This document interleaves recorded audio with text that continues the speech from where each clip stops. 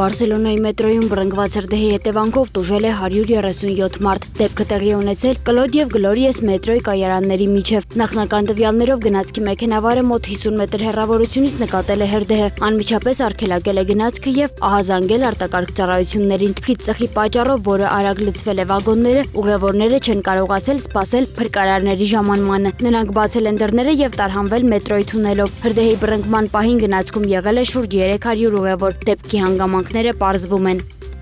Ուկրաինական անօդաչու թռչող սարքերը հուլիսի 28-ի գիշերը զանգվածային հարձակման են ենթարկել Մոսկվայի մարզը։ Երեկոյան 20:30-ից մինչև առավոտյան 06:30-ը տարածաշրջանի ուղղությամբ արձակվել է ավելի քան 390 անօդաչու, որոնց մեծ մասը խոցվել է հակաօդային պաշտպանության ուժերի կողմից։ Միաժամանակ Ռուսաստանի նախագահ Վլադիմիր Պուտինը հրամանագիր է ստորագրել, որով 25,000-ով ավելացվել է Ռուսաստանի զինված ուժերի զինծառայողների հաստիքային թվաքանակը ռազմաշինարարական ստորաբաժանումների ստեղծման կապակցությամբ։ Օգոստոսի 1-ից Ռուսաստանի զինված ուժերի ընդհանուր հաստիքային թվաքանակը կկազմի 2,426,130 մարդ, այդ թվում 1,535,000 զինծառայող։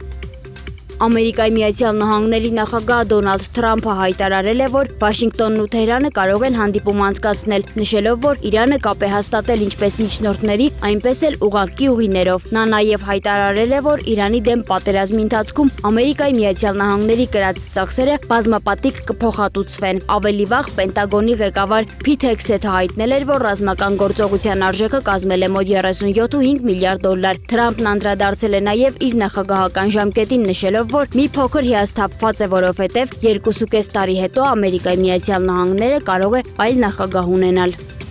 Ռոյթերսի փոխանցմամբ Կարմիր ծովում հութիական Անսար Ալլա շարժման սահմանած շրջափակման հետևանքով Սաուդյան Արաբիայի նավթի արտահանումը կրճատվել է մոտ 50%-ով։ Հաղորդվում է, որ դրա հետևանքով օրական շուրջ 3-4 միլիոն բարել նավթի մատակարարումներ խափանվել են, քանի որ մի շարք բեռնափոխադրողներ հետաձգել կամ վերաուղղորդվել են, իսկ որոշ բեռներ չեն կարողացել լքել նավահանգիստը։ Ըստ Ռոյթերսի, շուկայի մասնակիցները մտավախություն ունեն, որ ստեղծված իրավիճակը կարող է հանգեցնել նավթի համաշխարհային գների նոր ռեկորդային աճի։